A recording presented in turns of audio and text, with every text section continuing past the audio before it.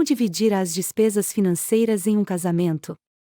Cuidar das finanças em um relacionamento pode ser um assunto delicado e gerar muitas discussões.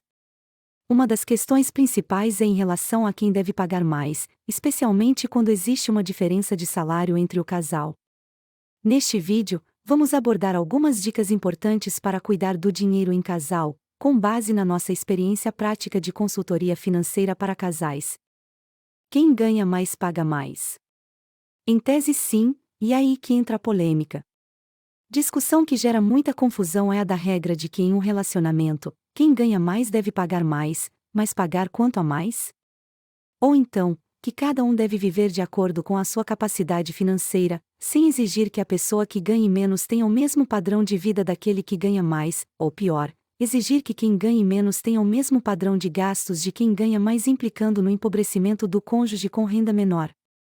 Isso na vida real leva muitos casais à beira da loucura. É importante organizar as finanças do casal de forma justa e equilibrada, levando em consideração a proporção dos ganhos. Equidade nas finanças do casamento. E o que é equidade? O conceito de equidade está relacionado à justiça, ao que é justo, com isso dar às pessoas o que elas precisam, de maneira que todos tenham ingresso às mesmas oportunidades. Isso significa conceder mais para quem precisa mais, de forma proporcional e adequada às suas circunstâncias. Em outras palavras, quem tem maior poder aquisitivo arca com maior parte das despesas. Quando o casal tem o mesmo salário, fica mais fácil. O acordo social pode ser da divisão igualitária das despesas, mas quando há uma diferença nos valores dos salários do casal, o que fazer? Proporcionalidade justa. Nós sugerimos que se aplique a proporcionalidade justa. Nesse caso, os gastos são divididos de acordo com a porcentagem de cada salário em relação ao total. Por exemplo, se a Maria ganha 5.000 e o João ganha 3.000, não seria justo apenas dividir as contas da casa em 50% para cada um, pois isso sobrecarregaria João. Nessa abordagem, Maria poderia pagar entre 60% e 65% das contas e o João entre 35% a 40%, o que equilibra melhor a divisão. E como nós chegamos a essa conta? É só pegar o salário de João, 3.000, e dividir pelo salário de Maria, 5.000, e depois multiplicar por 100, percentual. Nesse caso vocês vão verificar que João ganha 40% a menos que Maria, e em relação aos ganhos totais do casal, 8.000, João é responsável por 37,5% do total de ganhos.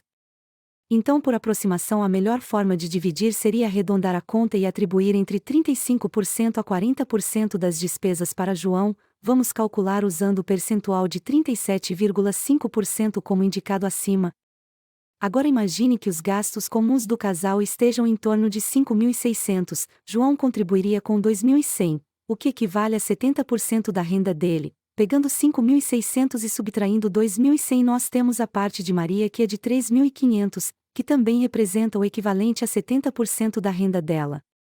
É necessário fazer uma divisão justa levando em consideração a proporção dos ganhos. Essa forma de divisão é recomendada para evitar que um dos parceiros se sinta financeiramente sobrecarregado. Caso um dos participantes ganhe menos devido à profissão que exerce, essa divisão proporcional permite que ambos contribuam de acordo com suas possibilidades, garantindo um equilíbrio entre as responsabilidades financeiras do casal. Comunhão parcial de bens. No Brasil, quando não há formalização da união através do casamento no cartório, é considerada uma comunhão parcial de bens. Isso significa que os bens adquiridos antes do casamento pertencem individualmente a cada um. Após o casamento, os bens adquiridos junto passam a ser considerados patrimônio do casal. É importante conversar sobre esse assunto e definir como será a divisão dos bens em caso de separação. Planos em conjunto. É fundamental que o casal tenha planos em conjunto e converse sobre eles. Além de dividir as despesas de forma proporcional, cada um deve investir uma parte do seu dinheiro nos planos em conjunto e no seu crescimento individual. Aqui vai uma dica importante dos nossos especialistas usando o exemplo acima. O casal deveria investir no crescimento pessoal e profissional de João para que ele ganhe mais, mas isso deve ser em comum acordo e acompanhado para ver se o investimento vai realmente gerar frutos, ter retorno.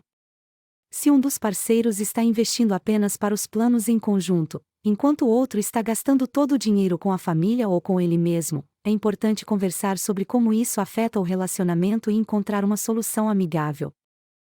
Conversar sobre dinheiro. Muitos casais evitam falar sobre dinheiro e ficam esperando até que surja um problema para discutir o assunto. No entanto, é melhor falar sobre dinheiro antes que os problemas aconteçam. É importante conversar sobre problemas financeiros, definir metas e buscar soluções em conjunto. Evite focar apenas nos problemas e procure sempre encontrar soluções. Metas individuais e em conjunto. É importante estabelecer metas individuais e em conjunto, ou meta do casal. Cada um deve definir suas próprias metas de acordo com seu salário, mas também é necessário definir metas em conjunto, como investir em um negócio próprio, criar rendas passivas, compra de uma casa ou uma viagem. É essencial encontrar um equilíbrio entre as metas individuais e as metas em conjunto. Conclusão. Cuidar das finanças em um relacionamento é essencial para evitar problemas no futuro. É importante estabelecer uma divisão justa dos gastos, definir metas em conjunto e conversar abertamente sobre dinheiro. Seguindo essas dicas, é possível construir uma relação saudável e equilibrada financeiramente. Se você precisa de ajuda para administrar as finanças do seu casamento, entre em contato pelo WhatsApp 61 992 34 18 88. Nós temos vários produtos e serviços que podem te ajudar.